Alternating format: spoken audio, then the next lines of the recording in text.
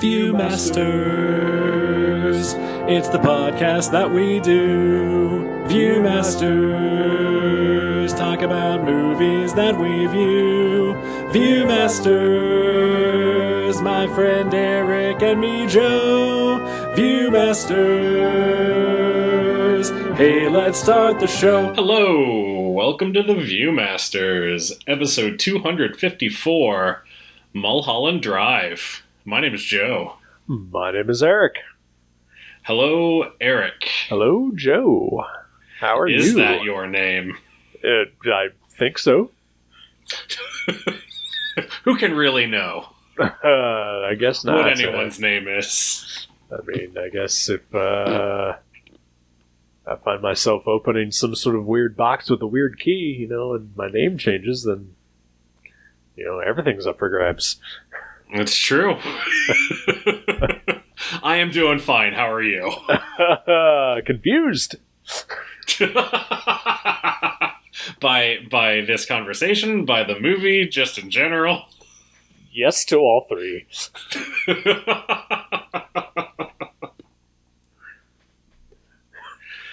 Oh, Mulholland Drive, you vixen.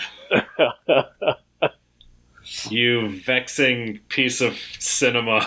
Yes, indeed. I will say this right off the bat. Once I watched the movie the first time, I did, my usual reading up about it on Wikipedia. Mm-hmm. And while I cannot say that it cleared things up, or that I have a better understanding, it did resolve some issues that I had with the movie. Okay. So apparently, Mulholland Drive was initially the pilot for a TV show that got immediately canceled. Right. And so just knowing that helped me relax a little bit about some of the stuff in the movie, like why characters show up and then are never seen again. Yeah. Because I then just assumed that they were just going to be characters that would show up later in the show that never happened. Right. And for whatever reason, David Lynch felt the need to just keep them in the theatrical movie. I feel like he, even those characters, except for maybe a couple of them who do show up again, but I have no idea why. I feel like he manages to tie it all together somehow. Yeah. Ish. Ish. In the best way that he can. I shouldn't say that. In the best way that we can understand why he did. Right. Yeah. So I know that this was your first and second time watching the movie.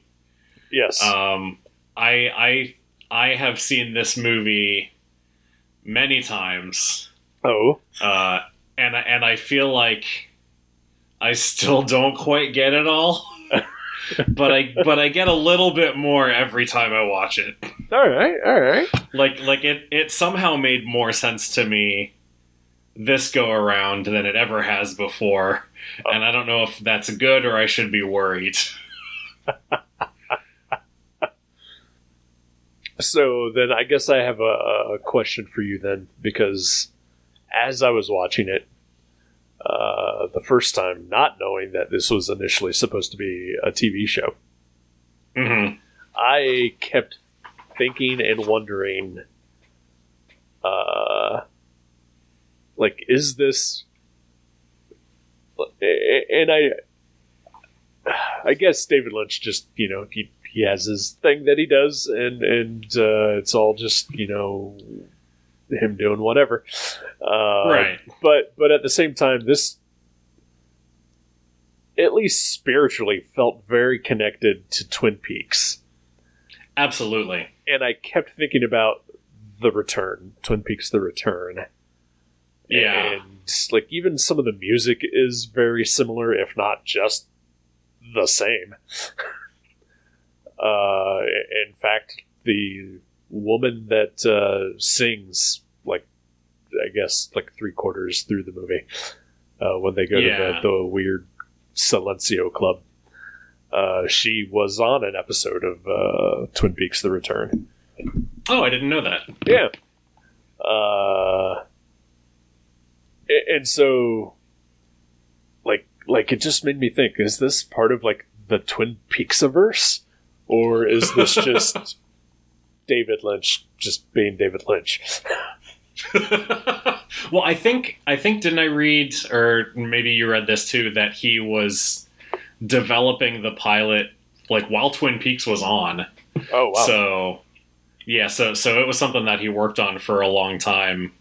So it's sort of not with that in mind. I hadn't known that before, the past week or two. Mm-hmm.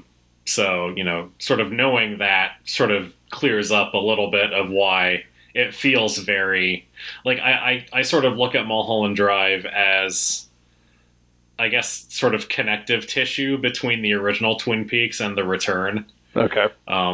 Like it feels like part of the natural progression of David Lynch from the way the story was told on Twin Peaks and then the way it was told on The Return. Mm. And yeah, it does definitely. If it is part of the Twin Peaks-averse, that would also clear up some things and also add a lot more questions. But I'm into it. Yeah. Me too. It's hard to say I enjoyed this movie when I don't understand so much of it. But I enjoyed the experience of it. It's definitely, yeah, I think it's a movie that you just sort of let wash over you. Yeah. And like as I finished it, I almost wanted to immediately watch it again. Like I feel like I could have watched it immediately again and just taken it in again. Mm. 'Cause yeah, it's there's not, I guess there's not a, like, I don't know. I was curious how we were going to talk about the movie. Cause like the plot is like, there's, I don't know. Yeah, honestly, like, do you talk about the plot? Do you talk of which plot do you talk about? Do you, I mean, it's wild, man. I mean, there's kind of a plot. There's some resolution to it. Well, yeah, because I mean, essentially, there's two plots. Yeah. There is, and we're gonna, I guess, spoil if we actually get it right, the movie. So if you haven't watched it and don't want to hear what we think happens, I don't think this movie can be spoiled. I feel like if somebody had sat down and explained to me what I was about to watch, or just, described the plot in detail to me before I watched it, I still feel like I would have watched a completely different movie than what anyone could have told me about beforehand. Yeah, I think even, like, you said you looked at Wikipedia, like, I feel like I've read a plot or like a synopsis of what happens, just the straight beat for beat what happens in the movie. Right. And it doesn't clear anything up. No, not at all.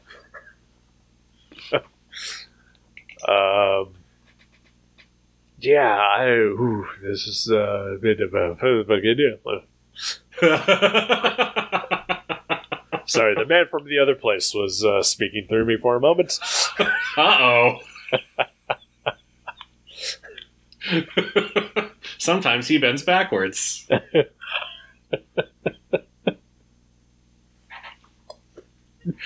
Oh man, he's great. Like, what's he doing in this movie? Is he wearing like a big prosthetic suit? Is that what he was? Yes. Yeah, Yes, he was. That's amazing.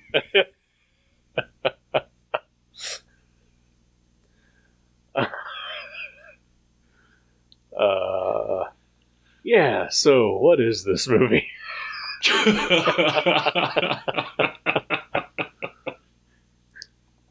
So, I mean, obviously, so I'll tell you what I think, Okay. or what I took from it, and you tell me what you think, and Okay. we'll see if they align. So, I mean, obviously, the first, hour, 45 minutes, 2 hours is a dream that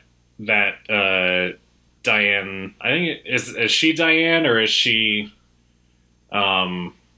Camilla? I think she's Diane. She's Diane Selwyn. Naomi Watts. Naomi Watts, yes. Yes, I believe she is Diane. That's right. She's Diane, and Laura Herring is Camilla. Yes. And they were lovers. Mm-hmm. And then Diane got dumped for this movie director. Yes. And so Diane like orders a hit basically on Camilla, and then I guess after Camilla is murdered is when she has this crazy dream, like a guilt dream basically about what she did and the circumstances that led to this and just all of this crap. Mm-hmm. That's my understanding of the structure of the movie. Okay. Okay. What do you think? What I get wrong? I'm trying to, I guess, understand what you're saying. Is that okay? So I think everything you said is pretty much exactly what I think happened. Okay. Yes. So most of the movie, is the dream Diane is having, is what you're saying, right? Yes, that is what I'm saying. Yes. Okay, and then it's like the last, quarter of the movie or so is us seeing the reality such as it is in a David Lynch movie. Right. and I think like part of my issue for a long time with understanding it was that the reality that we see at the end is told out of sequence. Okay. Like yeah. there's flashbacks, but there's really nothing other than what's on Diane's coffee table. There's nothing that indicates this is a flashback now. Right.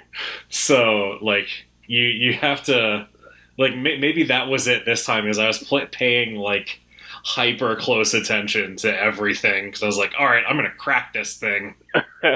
I'm gonna get it once and for all. And so that part made more sense to me, that there were flashbacks within there that I had not realized before were flashbacks. Okay. I mean, yeah. I don't think you're wrong. I think that is exactly. I mean, who can say exactly? But right. My own opinion would follow along with yours as to what is happening throughout the movie. Okay. I mean, there are still some weird things within the reality portion, because why would there ever be anything just straightforward, right, in a David Lynch movie? Unless it's The Straight Story or Elephant Man. I assume you're talking about the evil hobo.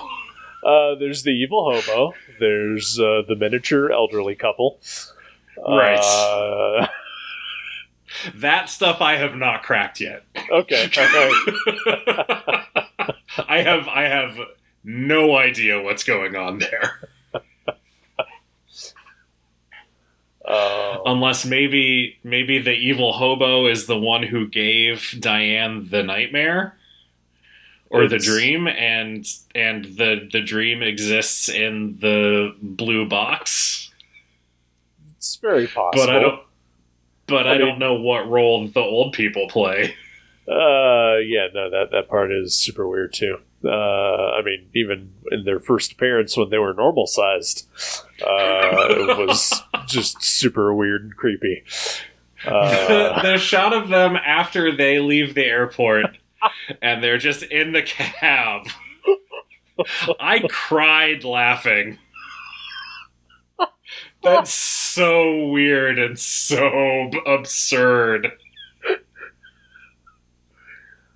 Oh man, that might be my favorite part of the movie. When I watched it last week, full disclosure to the listener, we actually skipped recording last week just due to some personal issues, and so I watched it last week when I thought we were going to do the show, and then I canceled it, and then I realized that I should probably watch the movie again because it's been a week. Yeah. But when I watched it the first time and I saw that scene, I was just like, what the fuck, But this time, I guffawed at it. It made me laugh. It lasts way longer than it needs to. Yep. And I love it. I think that's it feels like what the kids would call a flex from David Lynch. Like, I'm just going to do this thing.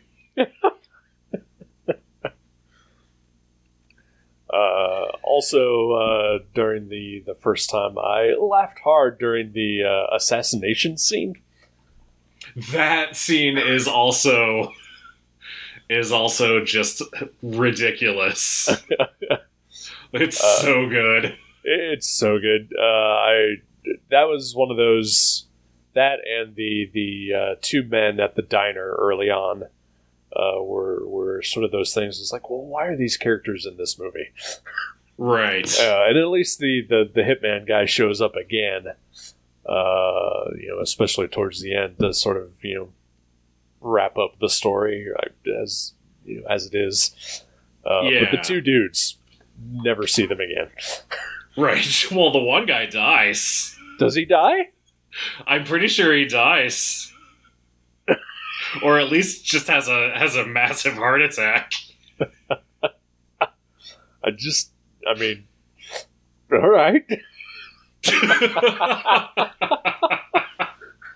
So the sort of headcanon, I guess, that I've come up with for the hitman, Mark Pellegrino's character, yes, and why he is so terrible during that assassination scene, is that Diane hires him to kill Camilla in real life.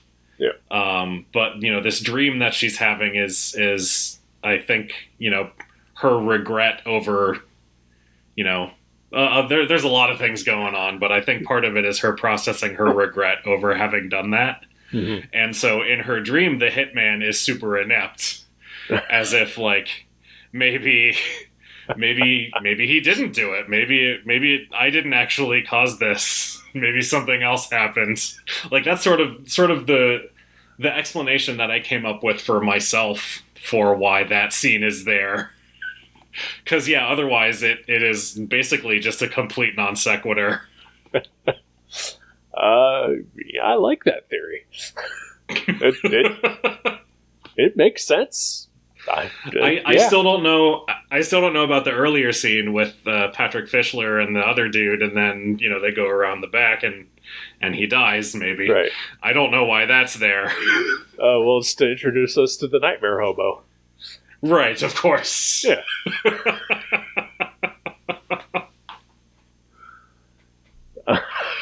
Oh, man.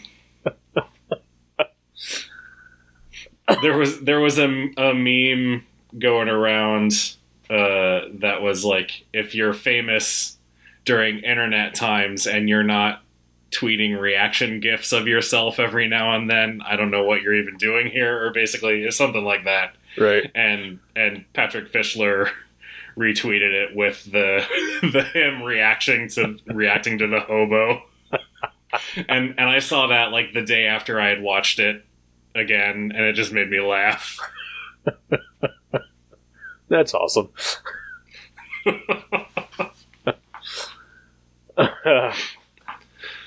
But yeah, so you mentioned, the Nightmare Hobo earlier, and so that made me. God, I want to tie it in there. I am not smart, so I cannot, wire these things together to come out with what I want to say. Just fuck David Lynch. Honestly, that's I feel like that's a succinct enough.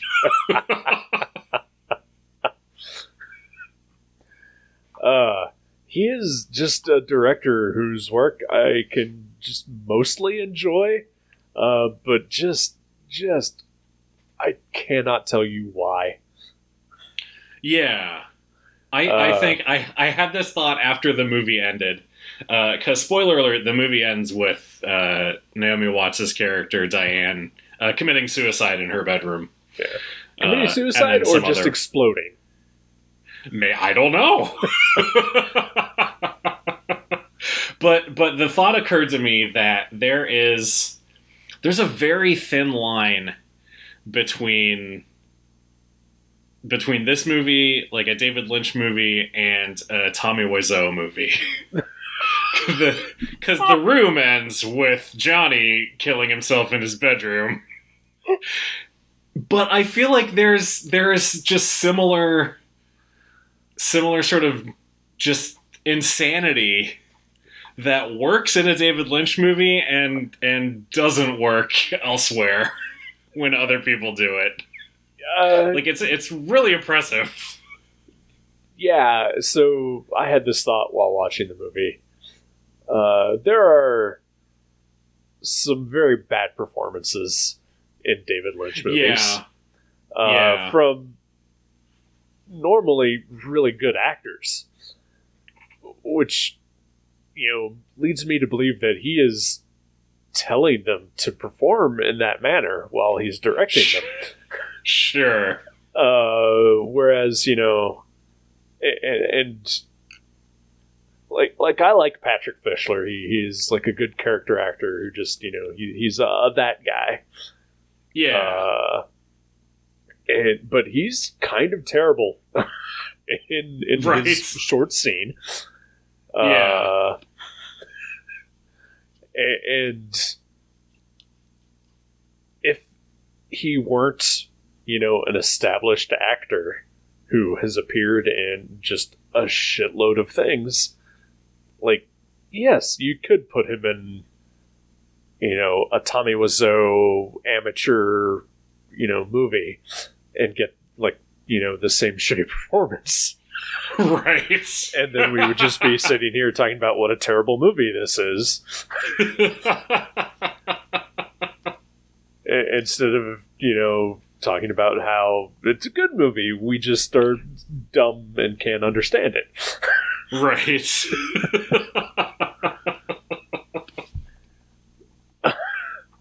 Yeah, I will say, elsewhere in bad performances, Laura Herring is not very good. No. I mean, I don't think at all. I've never seen her in anything else, so I don't really have anything to compare her to. The only other thing that I've seen her on, she was on Gossip Girl. I've seen a few episodes of that show that she was on, and she was pretty terrible there too. All right. So yeah, she's just not very good. All right. Well, then, I will say Naomi Watts. I don't know if it's her choice or if it was Lynch's choice. But, throughout the first, 2/3 of this movie, she is performing in a way where it seems like she is a bad actress. Yeah. And just I get that. Her character is just this like bright, bubbly ingenue who just says everything in the exact same tone. And it's off-putting because I've seen her in other things and I know she does well. Right. But then she goes to the audition. And like part of it for me was like, thinking, well, this is like one of her first movies. Maybe she was not that great to begin with. But then she does the audition scene. And I realized, like, she's fucking great. I think everything that you're saying that she's doing is 100% on purpose. She just fucking crushes this movie. And then, she's so good. She is great. And then, when the turn comes, it's not really a twist. It's just the movie inverts itself. Right. And like from that point on, she is just pure powerhouse performance. Just as what I'm assuming is, reality Diane. Right. Oh, which I also, of course, had to think, is this supposed to be Diane from Twin Peaks? Yeah, after she left the FBI, she went to Hollywood. Yeah, I mean, well, she was Betty then. That's true. Yeah.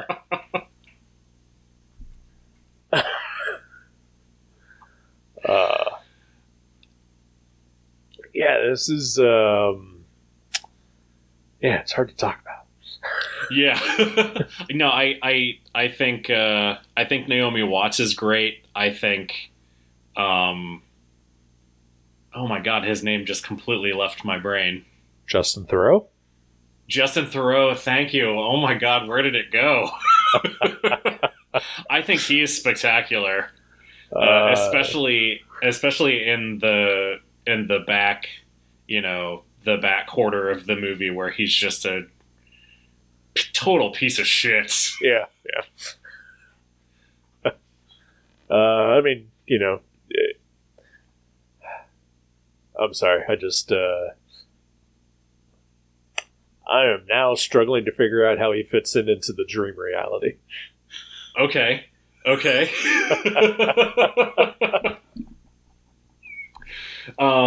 So what I came up with something here. So he in the reality,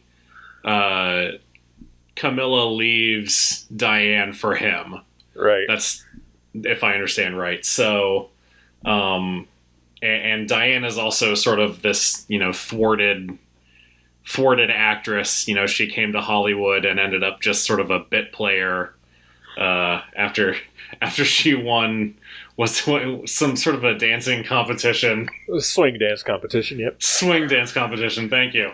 Which explains the very opening of the movie, which is just 5 minutes of swing dancing. Right. But yeah, so so she feels negatively about him in reality. Yeah. So in the dream, nothing goes right for him. His wife cheats on him with the pool man, which it turns out is a real thing. Yes, Billy Ray Cyrus. But it does turn out that he says that that his wife actually did cheat on him with the pool man. So, so he. Go ahead. I am actually now figuring out why he then is in the dream reality, because he is forced to hire Camilla Rhodes exactly under pressure, which would fit in with Diane's sort of there's no way that she would actually get that role on her own. Exactly. Kind of Diane is such a good actress. Yeah. She kills that audition. Yeah. And there is a conspiracy in Hollywood that is thwarting her from the success that she deserves. Yep. And he is a cog in that conspiracy. All right. Now it's putting the pieces together. All right. Again, this is all just what I made up. Hey, you're a much smarter man than I am. I will follow your lead. You've also apparently seen this movie 23 times, so... I first watched this movie when I was in college, and yeah, I watch it probably once a year, honestly. It just draws me back to it. All right.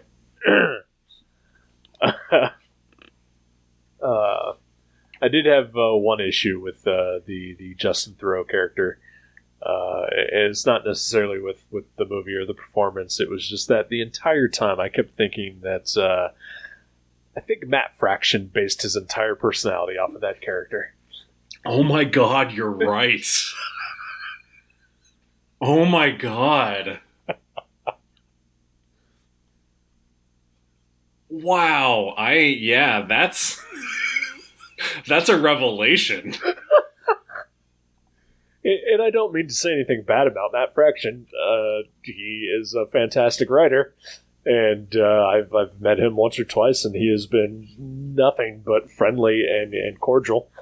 But he has a bit of a pretense that just I found completely and totally reflected in the Justin Theroux character in this movie.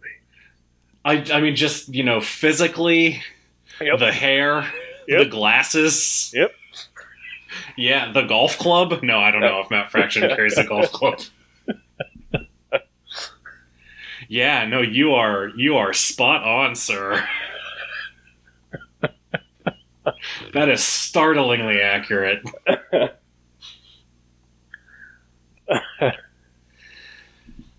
Oh man.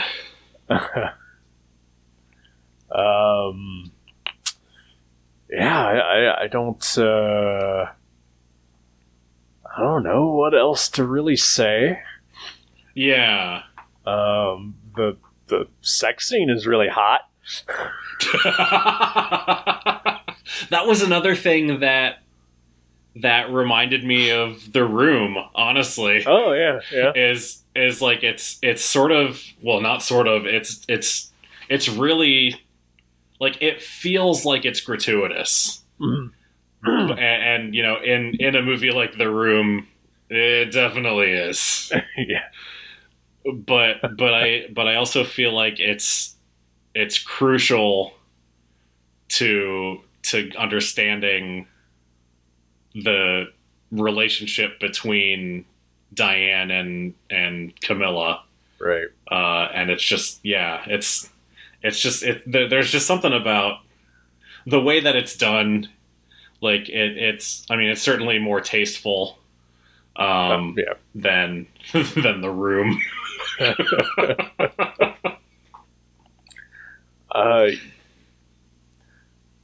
I don't know why, but I'm now trying to wonder. Like, this movie came out in 2001. When did The Room come out? Oh, I don't know. I'm looking. Okay. 2003. Okay. Huh. All right. Because it just got me wondering. I wonder if David Lynch had seen The Room and sort of wanted to do his own take on that, and just I think it's probably the other way around. Yeah, I mean, I can see that for sure too. But I mean, yeah, there are some odd similarities.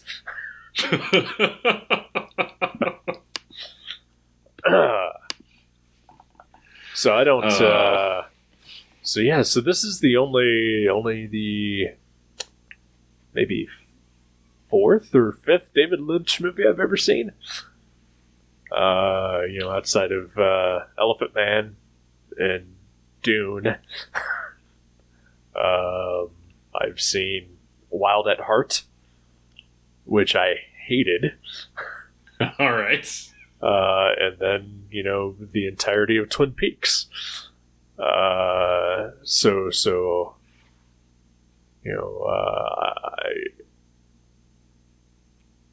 still don't know how I feel about the man.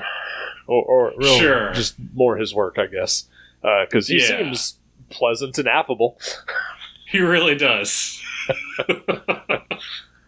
I have seen. I know I've seen Eraserhead. I don't remember much about it. Mm-hmm. And I've seen The Elephant Man and Blue Velvet, and this one, and then Inland Empire is the other one that I've seen, and then all of Twin Peaks. Yeah.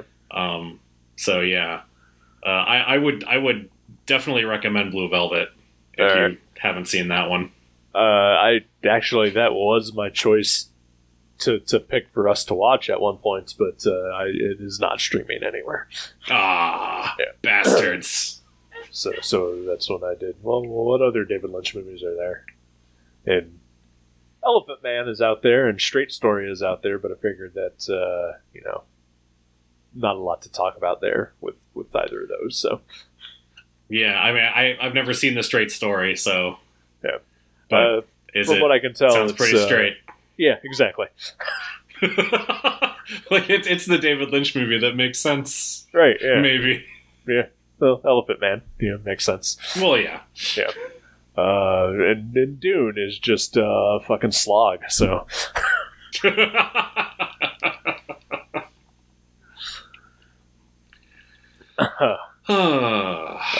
Mulholland Drive. Mulholland Drive. Yeah, I liked it. It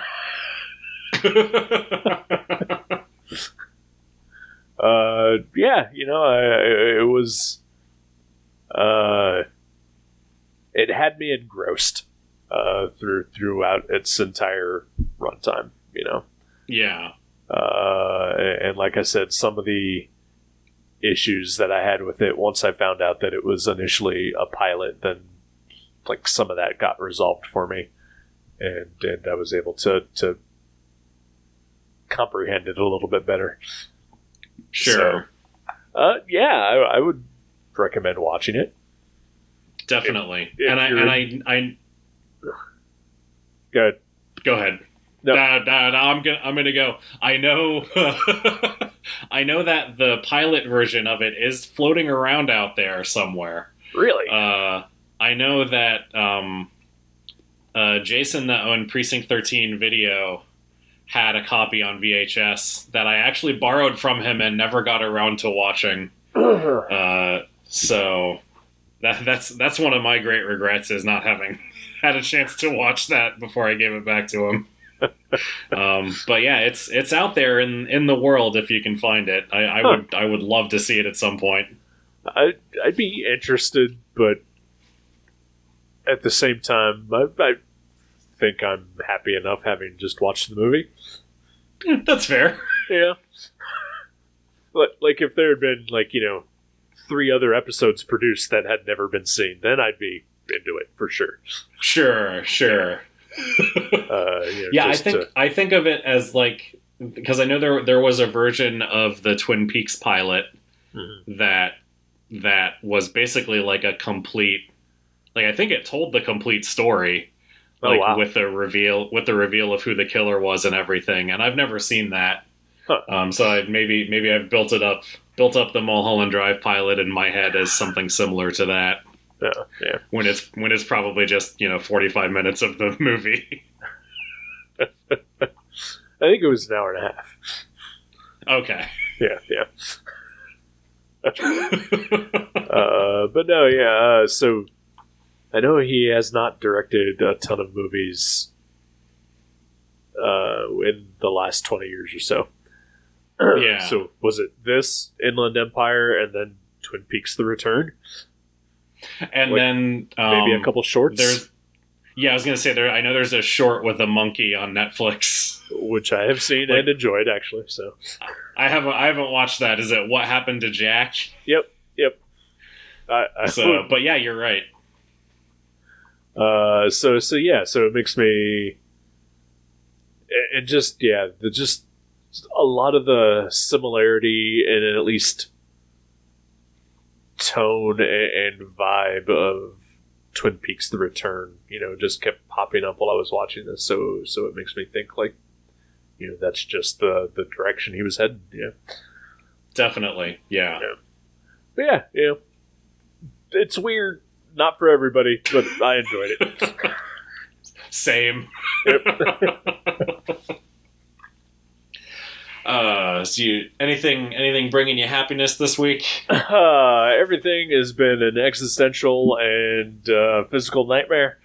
But I at least have some slight stress relief in that I got my first vaccine shot, so that Yay! is pretty much it for me. That's glad awesome to have that done and out of the way, and just gotta wait for the second one. That's a good big thing. That's awesome. What about you, sir? I have been. I feel like I've mentioned before that I've gotten a little bit back into toy customizing. Yes. As just a stress relief hobby type thing, and that's sort of the thing that's bringing me happiness again this week. Is I finished one. It was a really simple repaint of the 1992 Batman Returns Robin figure. Yes. And the green color on that figure has bugged me since I was a child. I always thought it was way too dark. And so I took it upon myself to paint it a lighter green. And it's the little things that bring me happiness, but sometimes it's all you need, man.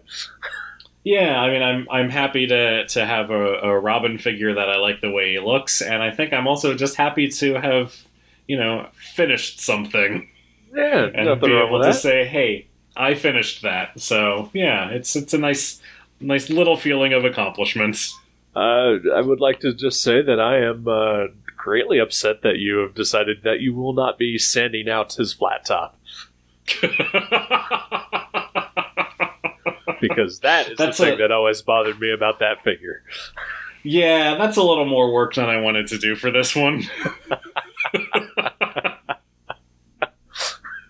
It's not a bad point, but I can live with it. All right.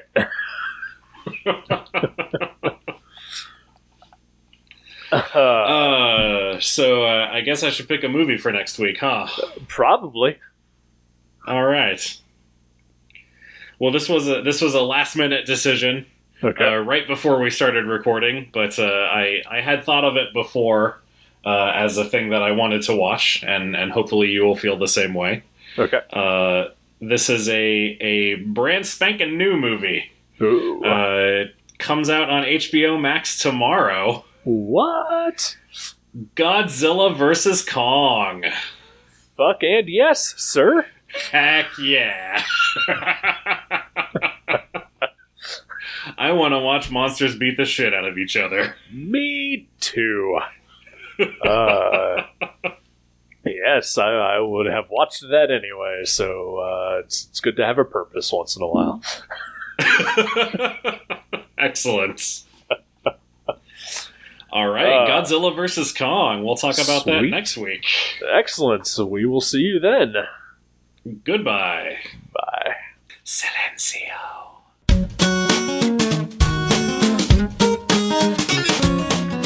Thank you for listening to The Viewmasters. You can subscribe to the show directly at view.guttertrash.net or at iTunes and leave us a review. Visit view.guttertrash.net for email information and links to Facebook and Twitter. We'll see you next time on The Viewmasters.